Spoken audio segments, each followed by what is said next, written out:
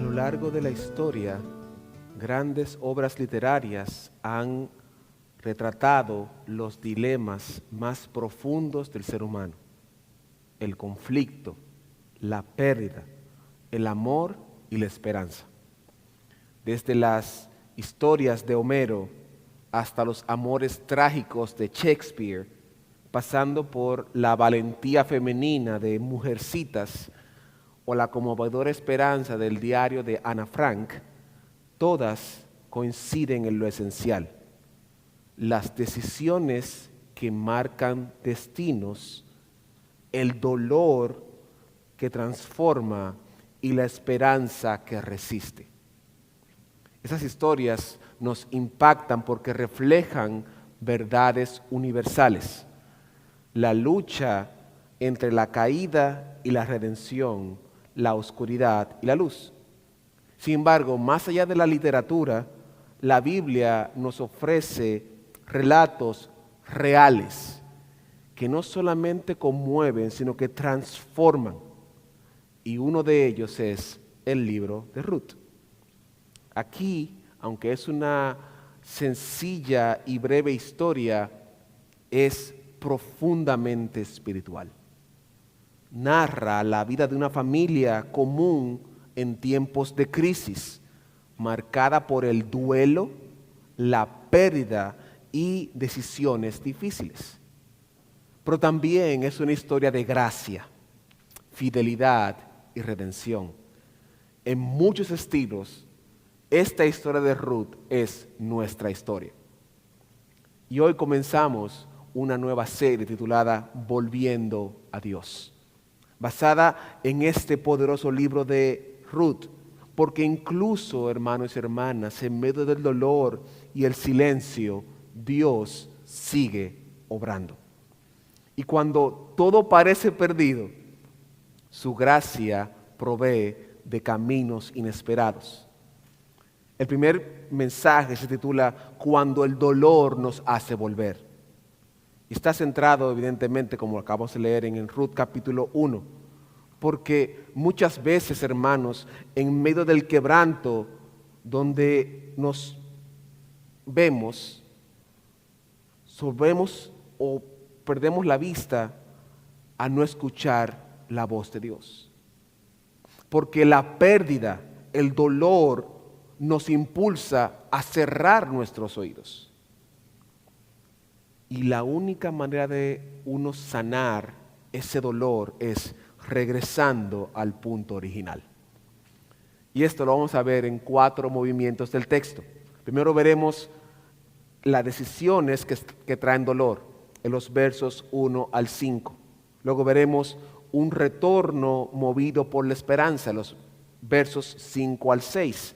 Luego veremos la lealtad que transforma vidas, versos 8 al 14. Y por último, veremos de la amargura a la providencia en los versos 19 al 22.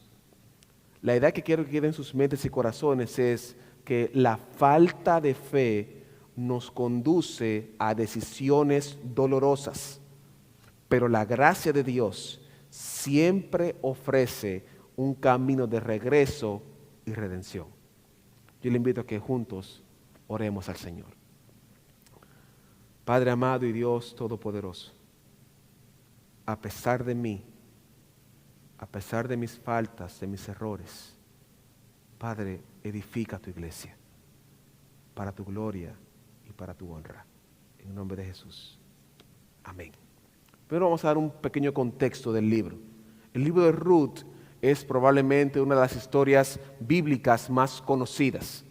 Es un libro que nos lleva a reflexionar sobre varios temas importantes como la confianza y la dependencia en Dios, la esperanza futura y la toma de decisiones conforme a la voluntad de Dios. No hay un acuerdo sobre quién lo escribió. Algunos sugieren que fue Samuel, otros que fue Esdras, mientras que otros que fue Salomón. De estos 3, el que suele tener como mayor peso parece ser que es Salomón. Sin embargo, no se tiene la certeza de quién lo pudo haber escrito. De igual forma, no se tiene claro en qué momento específico fue escrito tampoco. Sin embargo, al parecer, fue escrito más o menos en el siglo X, probablemente a mediados o a finales de la vida de David. Esto porque el libro culmina haciendo referencia a la genealogía de David. Y partiendo de esto, hay un académico llamado Mark Rooker que dice que el hecho de que Salomón no se mencione en la genealogía del capítulo 4, 18 al 22, apoyaría la opinión de que la obra fue compuesta durante la vida de David, es decir, antes de que Salomón ascendiera al trono. Y aunque el libro fue probablemente escrito durante el tiempo de David, la ubicación histórica de la historia del libro es un periodo anterior, que es el periodo de los jueces, una época marcada por la inestabilidad y la confusión espiritual de Israel. Y este es el punto de inicio de esta historia. Para esto iniciamos viendo entonces cómo las decisiones traen dolor. Vaya conmigo al libro de Ruth, capítulo 1. Veremos la primera partecita, la primera cláusula. Dice el capítulo 1, verso 1. Aconteció en los días que gobernaban los jueces. Para poner en contexto, el autor ubica la historia de Ruth en los tiempos de los jueces. Y esto sería como la primera escena de esta obra teatral. Los jueces eran líderes que Dios levantaba para libertar a Israel de sus enemigos y para guiar al pueblo, tanto en lo militar como en lo civil. Este periodo abarca más o menos desde Josué hasta la primera monarquía, que sería en este caso Saúl. Así que estamos hablando de más o menos 230 años, más o menos. Este oficio del juez tiene un auge durante el proceso de la conquista de la tierra prometida, que exigía que las 12 tribus se enfrentaran y vencieran a los pueblos que iban a tomar las tierras.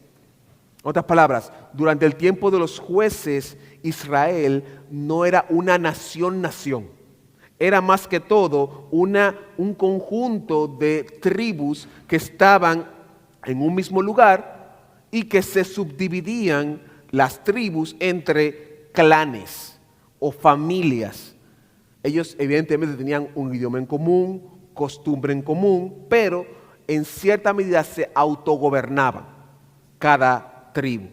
Este periodo, por ese tipo de condición, es quizás uno de los más oscuros en toda la historia bíblica, porque se caracterizó por dos cosas principales. Número uno, se caracterizó por la corrupción que tuvo Israel. Y número dos, se caracterizó por la anarquía. La anarquía es ese evento donde nadie tiene regla y todo el mundo hace lo que puede sin importar lo que le pasa al otro.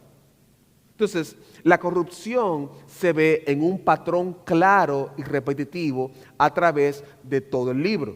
Expresiones como volvieron a hacer lo malo, expresiones como se corrompieron o abandonaron a Jehová, aparece una y otra vez en diferentes ciclos. Un ejemplo es en Jueces capítulo 3, verso 7. Jueces capítulo 3, verso 7. Vaya conmigo, dice: E hicieron pues los hijos de Israel lo malo ante los ojos de Jehová, y olvidaron a Jehová su Dios, sirviendo a los Baales y a las imágenes de acera.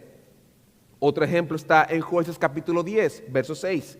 Pero los hijos de Israel volvieron a hacer lo malo ante Jehová, ante los ojos de Jehová, y sirvieron a los Baales y a Astarot, a los dioses de Siria, a los dioses de Sidón, a los dioses de Moab y a los dioses de los hijos de Amón, a los dioses de los filisteos, y dejaron a Jehová y no le sirvieron.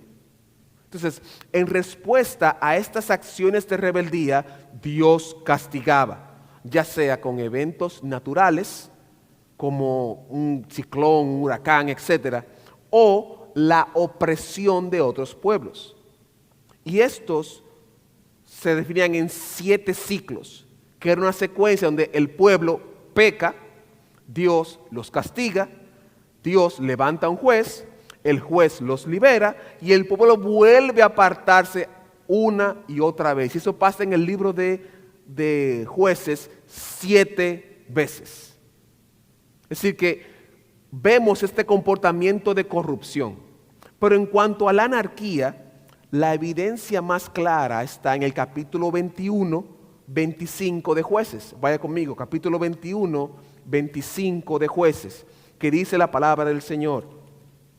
En estos días no había rey en Israel. Cada uno hacía lo que bien le parecía. Esta idea de hacer lo que bien le parecía básicamente define el libro de Jueces. Es la raíz de la corrupción que vemos repetidamente. Por eso este periodo es considerado uno de los más oscuros, porque es como la decadencia de Israel.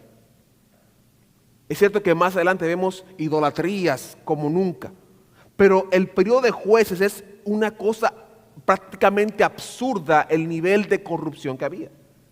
El pueblo se había apartado de la ley del Señor, lo que significa que se rebelaron contra Dios. Algo con lo que Moisés luchó muchísimo hasta el cansancio. Vaya conmigo al libro de Deuteronomio capítulo 4, versos 5 al 6. Deuteronomio capítulo 4, versos 5 al 6. Dice la palabra del Señor: mirad, yo os he enseñado estatutos y decretos como Jehová mi Dios me mandó, para que hagáis así en medio de la tierra en la cual entráis, para tomar posesión de ella. Guardadlos, pues, y ponedlos por obra, porque esta es vuestra sabiduría y vuestra inteligencia ante los ojos de los pueblos, los cuales oirán todos esos estatutos y dirán: ciertamente pueblo sabio y entendido, nación grande es esta. Pero también Josué, después de Moisés, dice lo siguiente: Josué, capítulo 24, verso 14. Ahora pues, temed a Jehová y servidle con integridad y verdad. Y quitad de entre vosotros los dioses los cuales sirvieron vuestros padres al otro lado del río y Egipto, y servid a Jehová. Es decir, eso son advertencias: no se aparten de la ley. Entonces imagínense que el autor de Ruth nos está diciendo: vayan a los jueces para que entiendan qué pasa con Ruth. ¿Y qué es lo que vemos en el tiempo de Ruth? Que está exactamente esto pasando. Hay un proceso que probablemente sea el proceso de juicio. Se desconoce sobre cuál juez está Ruth. No está claro. Pero al parecer, el momento indica que al parecer está durante el juicio de Dios. Recuerden el ciclo. Parece ser que en el momento en que Ruth se escribe, está en el momento del ciclo del juicio de Dios. Y eso es lo que vemos en el versículo 1 del capítulo 1 de Ruth. Dice: aconteció en los días que gobernaban los jueces que hubo hambre en la tierra. Esta primera escena nos muestra la clave del texto: la hambruna. Y en la Biblia las hambrunas suelen ser vinculadas a los juicios de Dios. No significa que siempre que hay una hambruna es un juicio de Dios, pero debemos ver una vez más a Ruth en el contexto de Jueces y la intención del autor, para que veamos cómo las consecuencias del pecado son visibles, a fin de que podamos tener una enseñanza. Entonces, las hambrunas desempeñaban un papel importantísimo como los castigos enviados por Dios por los pecados de Israel. Y su objetivo era inducir al pueblo al pacto y obedecer. Dios advirtió que si Israel incurría en idolatría, retendría la lluvia y lo que inevitablemente resultaría en una hambruna y muerte.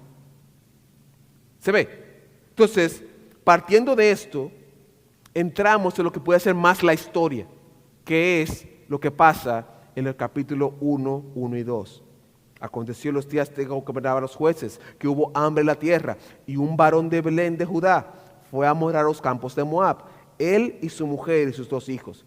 El nombre de aquel varón era Elimelech, y el de su mujer Noemí. Y los nombres de sus hijos eran Malón y Kelión, efrateos de Belén de Judá. Llegaron pues a los campos de Moab y se quedaron allí. En estos versículos vemos a una familia que ante la hambruna decide emigrar. Y creo que todos aquí nos podemos identificar con eso, porque aquí casi todos somos emigrantes. Algunos emigran por temas políticos, otros emigran por temas sociales, otros por temas de trabajo, otros por temas de estudio, pero seguro, la mayoría emigramos para buscar una mejor vida. Y la Biblia nos muestra no solamente esta migración, sino otras migraciones. Por ejemplo, Jacob emigró a Egipto. José, María y Jesús emigraron a Egipto para entonces ser resguardados. De manera que emigrar en sí mismo no es malo. Pero en el caso de Elimelec es distinto. Su decisión es cuestionable, no porque emigró, sino por la razón y el lugar donde emigró. Si entendemos que esta hambruna está vinculada al juicio de Dios, Elimelec no solamente huye por hambre, sino que también huye de tratar con Dios. Y se va probablemente al peor lugar que se pueda ir, que es a Moab. ¿Por qué? Porque en Deuteronomio capítulo 23 plantea que los moabitas no podían ni siquiera entrar a la congregación de los judíos, ni hasta la 10ª generación. ¿Por qué? Porque cuando los judíos o los israelitas estaban tratando de salir de Egipto, iban a pasar por Moab, y Moab dijo, no pasen por aquí. Pero no solamente por eso, sino porque también los moabitas alquilaron los servicios de Balaam para maldecir a Israel. Y por eso, dice Dios, no son dignos de ser en nuestra congregación. Y en el libro de Jueces vemos que uno de los opresores de Israel fue Moab también. En resumen, ir a Moab no solamente fue una mala decisión estratégica, sino que fue una señal clara de la desobediencia de Elimelec y de la falta de confianza de Dios. Pero esto no se queda aquí. Esta desobediencia y desconfianza en Dios se ve en las decisiones de sus hijos. Vaya conmigo al versículo 4. Ruth 1:4. Los cuales, los hijos, tomaron para sí mujeres moabitas. El nombre de una era Orfa y el nombre de la otra Ruth. Y habitaron allí unos 10 años. Noten el nivel al cual llega esta familia. Primero, intentan escapar del juicio de Dios y se van a una nación enemiga. Y encima de eso, a los hijos los casan con moabitas, cuando estaba ya prohibido casarse con extranjeros. Lo que significa que ellos, de manera real, no iban de pasada a Moab. Ellos quizás inicialmente fueron a buscar un poco de comida, les gustó y se quedaron en Moab. Lo que me presenta entonces que esta emigración, más que para yo buscar un bienestar, en el contexto del libro es una rebeldía clara contra Dios.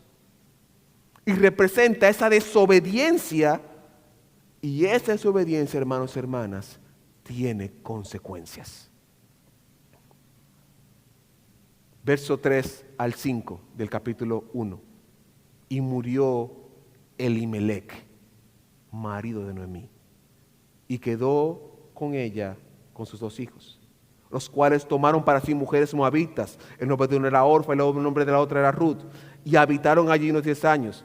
Y murieron también los 2, Malón y Kelión, quedando así la mujer desamparada de sus hijos y de su marido. Miren qué escenario tan difícil. Una familia que salió buscando esperanza para mejorar su vida, termina llena de dolor y de angustia. Hermanos y hermanas, el pecado tiene consecuencias. El pecado, permítame decirle, que cuesta más de lo que parece y nunca paga lo que promete. Esta familia vio las consecuencias de decisiones centradas en sus propios intereses, no en la voluntad de Dios. Pero quiero poner algo bien claro. No estoy diciendo que obedecer a Dios va a evitar el dolor, la muerte o el sufrimiento. Los creyentes también sufrimos porque vivimos en un mundo que está caído y roto por el pecado. Ahora bien, no toda tragedia es consecuencia directa del pecado. Sin embargo, no podemos ignorar de que sí hay consecuencias directas del pecado. Les voy a poner esto en una ilustración. Imagínense que yo fuese diabético y el médico me advierte que no consuma dulces. Yo paso por una repostería, veo un pastel de chocolate, bien decoradito, bien morenito, bien bello, y digo, un dulce al año no hace daño. Entro, compro mi pedazo de pastel, pero este pequeño gustito me da un pico de azúcar que desencadena en una crisis que puede hacerme perder el conocimiento. Me puedo marear, me puedo caer, me corto lo que llamaban el famoso pie diabético, y de un momento a otro, como no puedo procesar el azúcar, se crea una gangrena que si no se trata a tiempo puede ir subiendo y poco a poco puedo yo perder el pie. Lo que significa que esta decisión de un dulce al año no hace daño me devenga entonces en yo perder la pierna. Así mismo actúa el pecado. Se ve pequeño, tentador, incluso hasta dulce, pero sus consecuencias, hermanos y hermanas, van mucho más lejos de lo que imaginamos. El pecado, hermanos y hermanas, cobra más de lo que aparenta y nunca paga lo que promete.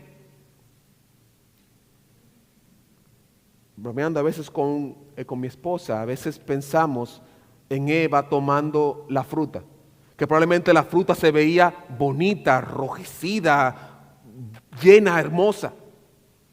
Y estoy seguro casi, esto soy yo, no es la Biblia, soy yo, que cuando ella mordió se dio cuenta de que era una fruta cualquiera, de que no sabía distinta a una fruta de las otras que podía tener disponible. Pero peor aún, le supo amarga después. Esta familia experimentó las consecuencias costosas de desobedecer y desconfiar en Dios, que le trajo mucho dolor. Un dolor que indefectiblemente esta familia fue tan fuerte el dolor que tuvieron que volver.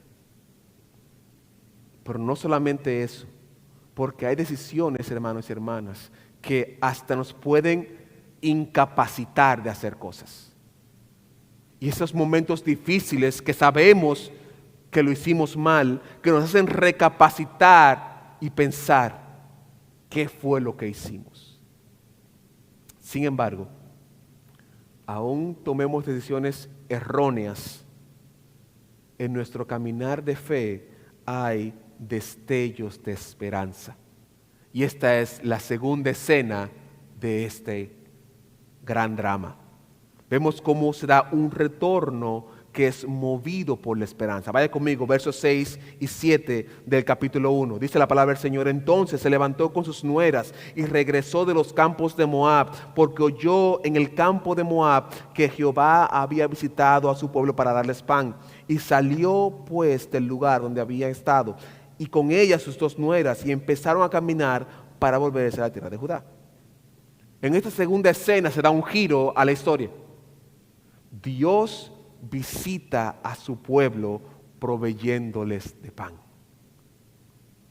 Esta provisión confirma que la hambruna es un castigo de Dios, siguiendo el mismo patrón de jueces. El pueblo peca y viene el juicio, claman a Dios y Dios responde en misericordia. Esta respuesta se ve en el pan que Dios da a Belén. E interesantemente hay un juego de palabras, porque Belén significa casa de pan. Y una ciudad que había sufrido por el pecado, pero Dios provee pan. Dios en su misericordia, hermanos y hermanas, responde. Porque Dios, hermanos y hermanas, es un Dios misericordioso. Él juzga con justo juicio, pero también es misericordioso y extiende misericordia a toda aquella persona que viene en arrepentimiento y fe. Y noten que esta noticia hace que Noemí regrese. Verso 7, salió pues del lugar donde había estado con ella sus dos nueras y comenzaron a caminar para volverse a la tierra de Judá. En este momento hace que Noemí recapacite. Y cuando recapacite se parece mucho al hijo pródigo, en donde él reconoce que lo hizo mal y decide regresar. No sabemos si la situación de Moab había empeorado. No sabemos si Noemí, luego de la muerte de su esposo, dio un poco más de tiempo para quizás echar el pleito en Moab. No sabemos si fue una decisión desesperada. Lo que sí sabemos es que ella, a la situación de Dios intervenir, responde. No solamente responde, sino que tomen en consideración esto. Esto significaba una humillación para Noemí. ¿Por qué? Porque Belén no era una gran ciudad. Era un pueblecillo en donde todos se conocían. Y para volver, Noemí tenía que exponerse a lo que quizás todos nosotros queremos evitar, que es el fracaso social, el escarnio público, el famoso te lo dije. Pocas cosas en el mundo son tan difíciles como la vergüenza pública. Y es que donde hay dolor, no solamente viene la parte de la pérdida, sino también vienen las implicaciones sociales. Es posible que usted haya visto personas que dicen, no, a mí no me importa lo que diga la gente. Sí, hasta que le pasa. Cuando lo descubren, que ve el escarnio público, que se ve vulnerable, entonces la gente empieza a llorar. En ese sentido, cuando regresamos del dolor, estamos siendo procesados a través del reconocimiento de que somos vulnerables, que no siempre tenemos las respuestas, pero más que todo que necesitamos ayuda. Para Noemí, esto debió ser sumamente difícil, pero era necesario porque la misericordia había llegado a Belén. Y a pesar del dolor, a pesar de la angustia, Noemí regresa a Belén. En ese sentido, quizás pienses que sus decisiones no merecen la misericordia de Dios. Pero como Noemí y sus nueras que recibieron la misma noticia de misericordia, tú también puedes acceder a la misericordia de Dios hoy. El evangelio son buenas noticias. Dios está disponible para ti y ha visitado esta tierra. Y la visitó con el mejor pan del mundo, con Jesucristo, el pan de vida. Hermanos y hermanas, solamente tenemos que acercarnos a Dios en arrepentimiento y fe y accederemos al pan de vida. Yo suelo hacer pan un día que otro y me sale un día que otro bien. A veces me sale duro. Y mi familia, para amarme, me dice que me sale bien, pero yo sé que ya lo botan después al final. Interesantemente me gusta hacer pan por algo muy sencillo, porque el pan no es complicado. Y me sentí como que soy inteligente, como que, wow, hice un pan. Cristo no es el pan que yo hago. Cristo es un pan que cuando usted se lo come le da vida. Y está disponible, ya no en Belén, Él está disponible hoy aquí en Douglasville. Y esta situación trae consigo una lealtad que transforma vidas. Es cierto que ha sido difícil, pero al mismo tiempo el autor quiere mostrarnos la fidelidad, la lealtad que se da aún en el momento difícil. Y esto lo hace a través de 3 choques de realidad. El primero es un choque difícil que les dice de parte de Noemí a sus hijas, a sus nueras, pueden volver en paz. Vaya conmigo al verso 8 del capítulo 1. Y Noemí dijo a sus 2 nueras, andad, volveos a casa de su madre. En este primer choque de realidad, Noemí hace un descargo de responsabilidad a sus nueras. Y aquí de manera particular, el autor resalta que Noemí insta a sus nueras a volver a la casa de su madre y no usualmente a la casa de su padre.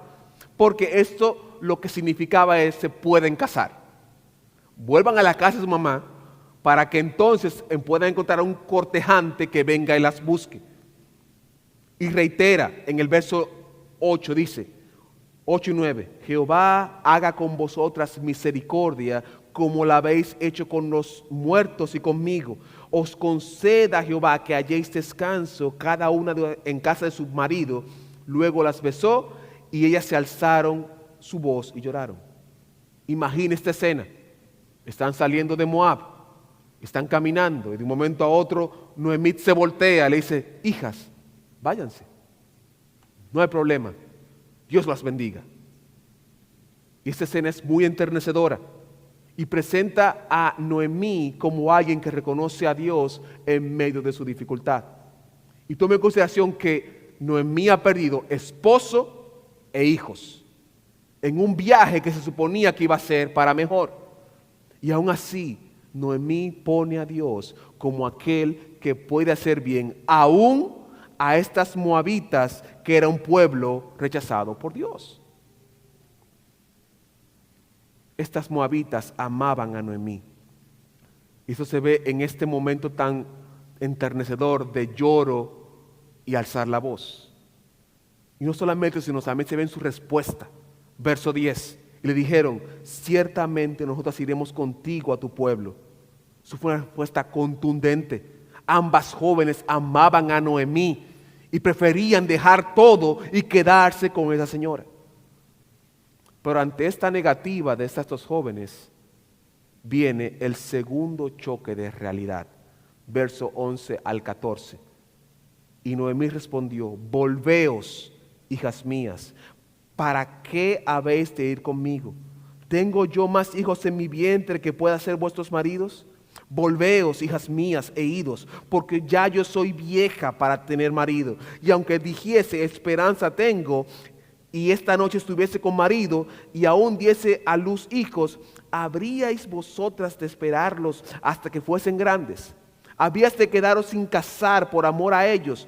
No, hijas mías, que mayor amargura tengo yo que vosotras, pues la mano de Jehová ha salido de mí. Este segundo argumento es más crudo. Noemí en el primero es como que más suave. En este ella abre su corazón y expresa su dolor con honestidad y se resume en tres cosas. No tengo hijos ni esposo, no tengo edad ni fuerzas y Dios me ha dado la espalda.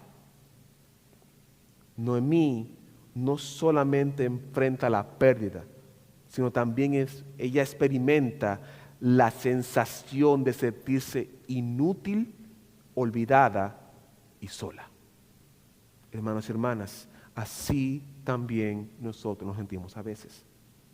Hay momentos donde todo parece estar en contra y la vida golpea fuerte y hace que aún lo dulce sepa amargo.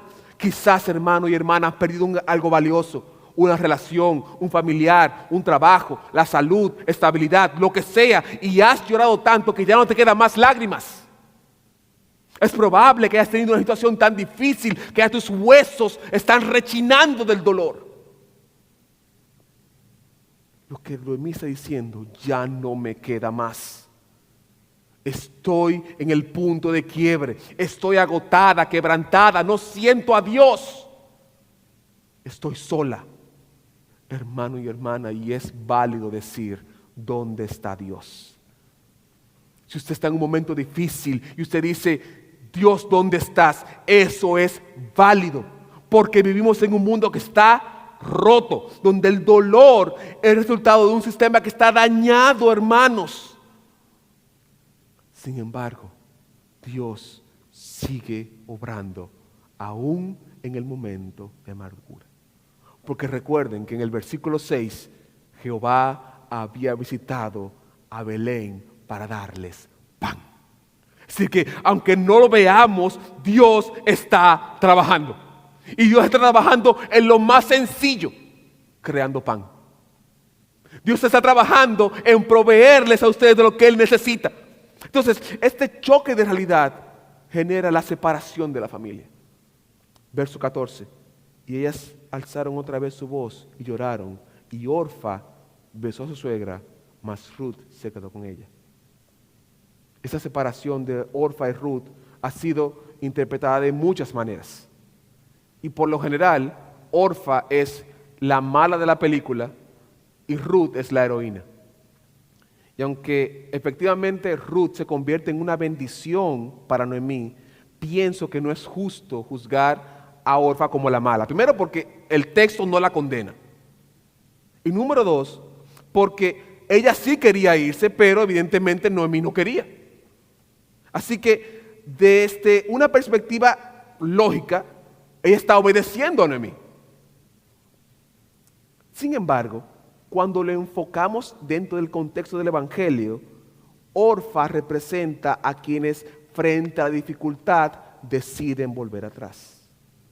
Moab es la tierra lejana de Dios, es seguro un lugar apartado de Dios, y Orfa eligió este camino, mientras que Ruth eligió la fidelidad, aún a pesar de las dificultades.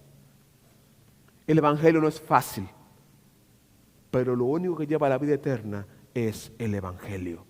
Porque recordemos, Dios visitó a Belén y en Belén hay pan. Por lo tanto, es cierto que puede ser difícil, pero Dios ha provisto la más grande provisión, el pan de vida, Jesús. Y en esta segunda interacción, entonces viene el tercer choque de realidad. Verso 15. Noemí dijo: he aquí, tu cuñada se ha vuelto a su pueblo y sus dioses, vuélvete tú tras ellas. Ya Noemí no tiene más argumentos.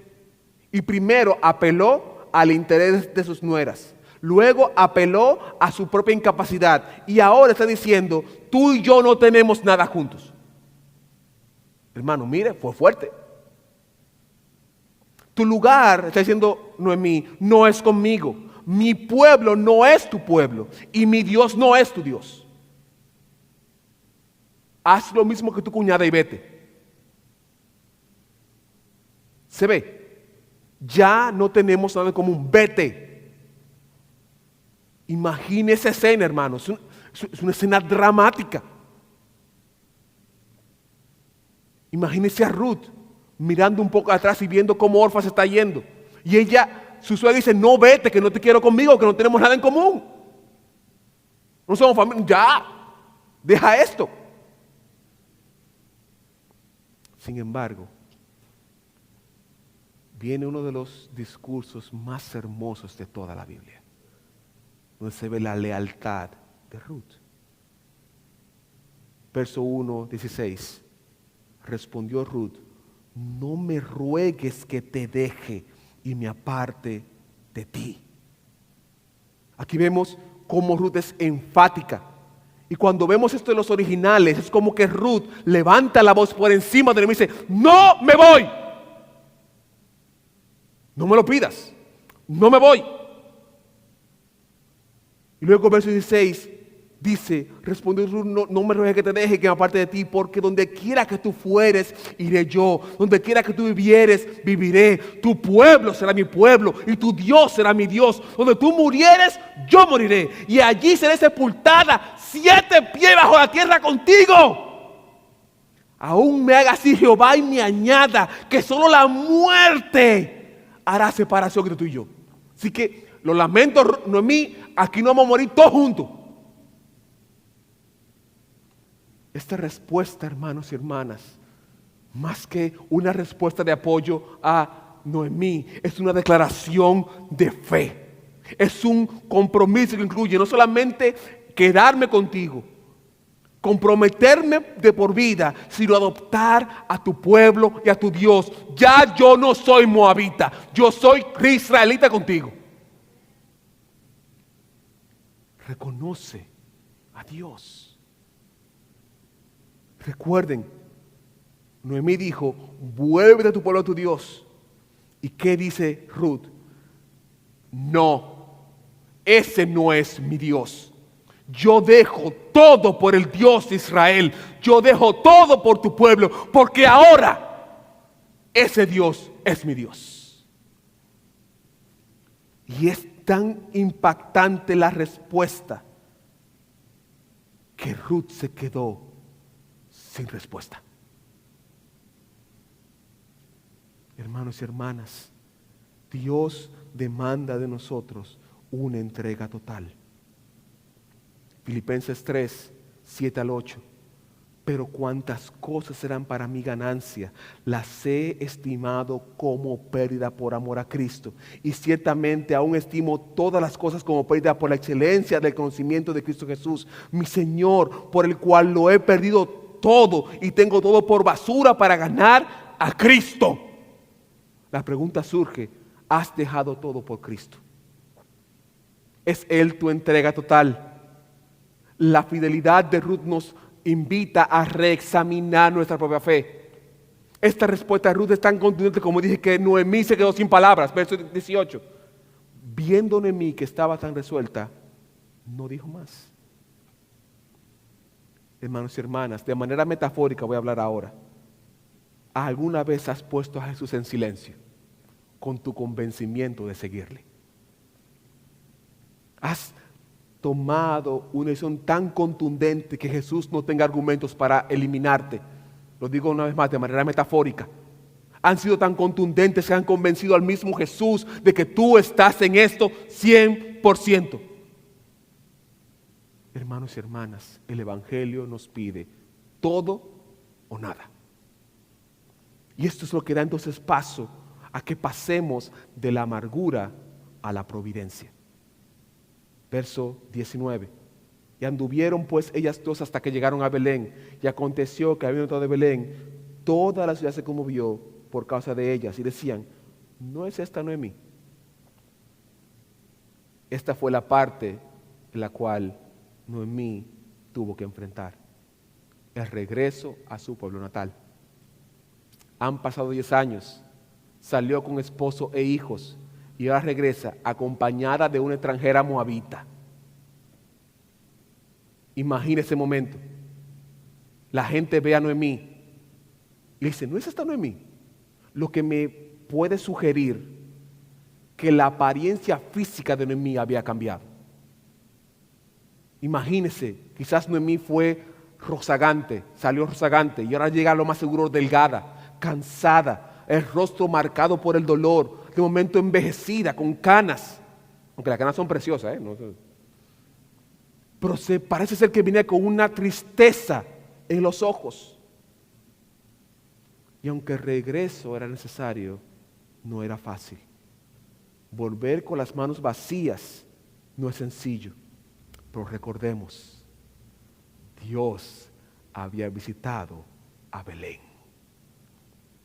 Y ella responde, versos 20 y 21, no me llaméis Noemí, sino llamadme Mara, porque en grande amargura me ha puesto el Todopoderoso.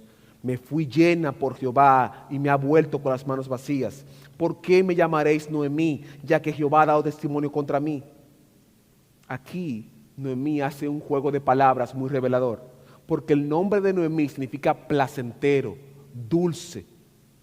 Pero ella dice, ya yo no soy dulce, estoy amargada. Y la razón es que Dios me ha sido indiferente. Hermanos y hermanas, sé que esto quizás nos suena difícil de digerir. Reclamarle a Dios, porque hemos aprendido a que Dios no se reclama. Hemos aprendido que tengo que siempre estar en victoria y en triunfo. Hermanos, la vida nos da duro. Y Dios sabe lo que usted está pasando. Y Él, al parecer, anhela su honestidad. Fingir que estamos bien cuando estamos mal, estamos engañándonos a nosotros mismos. Dios está buscando un corazón contrito y humillado. Pues tiene que estar contrito primero y luego humillado. Debe estar adolorido y decirle, Señor, me duele. Ella acaba de perder esposo, hijos y una nuera. Ha llegado vacía a su pueblo natal. Pero aún así, hay un hálito de esperanza. Verso 21. Así volvió Noemí y Ruth, la moabita, su nuera, con ella. Volvió a los campos de Moab y llegaron a Belén al comienzo de la siega de la cebada. La siega comenzó porque Dios visitó a su pueblo. Hermanos y hermanas, esto significa que la provisión divina llegará en el momento adecuado. Después de años de dolor, pérdidas, confusión, algo nuevo comenzaba a brotar. La visita de Dios era la señal de la esperanza. Y sí, la vida nos golpea fuerte. Sí, a veces creemos que estamos perdidos y perdemos nuestra identidad. Pero al mismo tiempo, Dios visitó a Belén y nos trajo pan. Yo no sé, literalmente no tengo idea de qué puedes estar pasando ahora. Y no vengo a decirte frases emocionales que tu milagro está a la vuelta de la esquina. No vengo a decirte que se va a resolver pronto. No vengo a profetizarte ni a declararte nada porque no tengo esa capacidad. Lo que sí sé es que Dios visitó a Belén. Y Dios proveyó de pan. Y si Dios proveyó de pan a Belén, Dios te puede proveer de pan a ti. No te digo que se va a resolver mañana ni pasado. Y es posible que tu vida sea amarga como Mara. De hecho, es posible que no veas la respuesta aquí en la tierra. Pero déjame decirte que Dios visitó a este mundo y nos ha hecho una promesa de plenitud, justicia y gozo en el cielo. Yo te garantizo que Dios tiene un lugar para ti. Yo te garantizo que hay un lugar donde no habrá más dolor ni más llanto. Yo te garantizo eso. No sé qué va a pasar aquí. Probablemente no se resuelva ese problema. Pero sí te doy la esperanza de que un día el que visitó a Belén y dio pan volverá a visitar esta tierra y vendrá con poder y gloria para nunca más mencionar la palabra Mara. Mara desaparecerá del diccionario del cielo. La palabra amargura ya no va a existir y el dolor va a desaparecer. Dice Apocalipsis, toda lágrima que tú hayas derramado, Dios la va a eliminar. ¿Cuántas veces has llorado? ¿Cuántas veces has sentido el dolor? ¿Cuántas veces has visto que las cosas salen mal? Si es así, bienvenido al mundo. Bienvenido a un mundo de pecado. Pero este mundo de pecado va a terminar. Y la visita número 2 del pan de vida nos garantizará que un día, ese día, que ya está elegido en el calendario de Dios, y digo yo que tiene en el calendario un punto rojo grande que dice regreso de Cristo. Y ese día, toda lágrima, aquella vez que te caíste a los 9 años, que te caíste de la bicicleta, esa lágrima, Dios la va a tomar y la va a quitar. La lágrima de hace 15 años, Dios la va a quitar y la va a eliminar. La lágrima de hace una semana, Dios la va a quitar y la va a eliminar. Porque Dios visitará una vez más a su pueblo. Permítame concluir. A través de esos versos podemos ver primero las consecuencias de nuestras decisiones fuera de la voluntad de Dios. Salir de lo que Dios ha dicho traerá consecuencias en nuestras vidas. Sin embargo, Dios ha visitado a su pueblo a través de Jesucristo y ahora tenemos esperanza de que a pesar de un mundo caído, Él restaurará todas las cosas y ya no habrá más amargura ni más dolor. ¿Cómo lo aplicamos? Número 1, centrémonos en obedecer a Dios.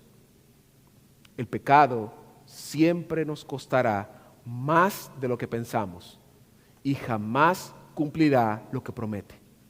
Y aunque parezca ofensivo al principio, pueden pasar 10 años y la muerte puede llegar. Número 2, vivamos con la esperanza de la visitación de Dios.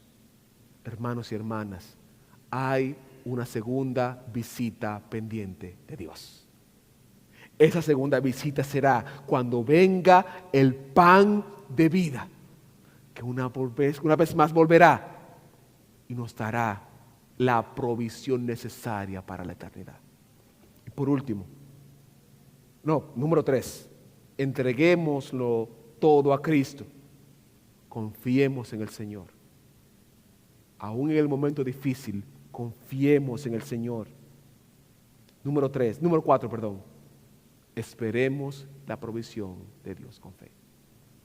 El mundo dice, no hay mal que dure 100 años, ni cuerpo que lo resista. Pero nosotros no esperamos de esta manera. Nuestro mal no va a ser algo que se va a gastar por desgaste. No va a ser algo que se va a terminar por desgaste. Nuestro problema se va a resolver con la venida de Cristo. No es 100 años o hasta que el cuerpo resista. No. Cristo puede venir hoy. Puede venir hoy. Y toda lágrima será eliminada. Por lo tanto, si aún no estás en Cristo, hoy Dios está visitando tu vida para ofrecerte el pan de vida que es Jesús. Si has experimentado el dolor, Jesús está disponible para darte una nueva esperanza y oportunidad de encontrarte con Él. No tienes que seguir viviendo en Moab. No tienes que llamarte Mara. Puedes venir a Jesús hoy y Él curará toda herida.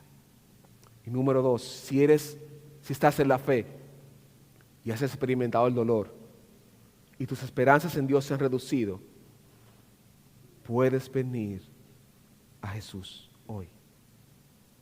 No estás solo, duele, sé que duele, pero Dios está trabajando en Belén haciendo pan. Y tu pan estará disponible. Por lo tanto, confía en el Señor, que tu respuesta vendrá. Oremos. Padre, te alabamos y te bendecimos. Aunque el dolor nos haga regresar, aunque el dolor nos procese, sabemos que tú has visitado a Belén, la casa de pan, y nos vas a proveer de lo que necesitamos, Señor. Y por eso te pedimos, oh Dios, que abras nuestros ojos y nuestros corazones para darnos cuenta de que tú has visitado este lugar.